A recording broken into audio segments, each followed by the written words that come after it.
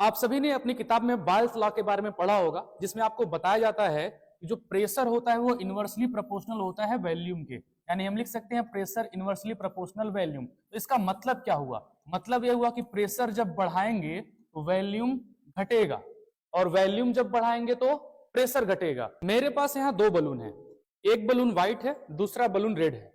ये वाला बलून जो है इसका साइज बड़ा है, इस वाले बलून का साइज छोटा है। दोनों को हमने इस पाइप से जोड़ दिया है। तो आप जरा सोच के देखो, जब मैं पाइप छोड़ूंगा तो क्या होगा? होना तो ये चाहिए कि बड़े वाले बलून में से गैस निकल के छोटे वाले बलून में आना चाहिए, और दोनों का जो साइज है वो सेम हो जाना चाहिए। लेकिन क्या ऐसा होता है? अब थोड़ा सा फोकस होके इसे देखिएगा। चलिए देखते हैं क्या ऐसा हो पाता है। और अब मैं इसे पाइप को छोड़ने वाला हूं, इससे दोनों के बीच गैस का ट्रांसफर हो पाए। ध्यान से देखिएगा। तो अब यहाँ पे देखो हुआ क्या।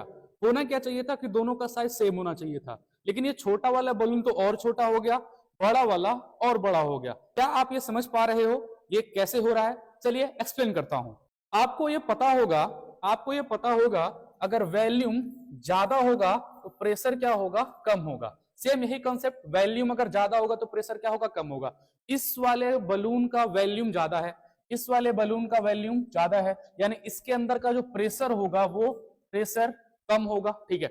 और ये वाला जो बलून है ये छोटा है, इसलिए इसका वॉल्यूम क्या होगा?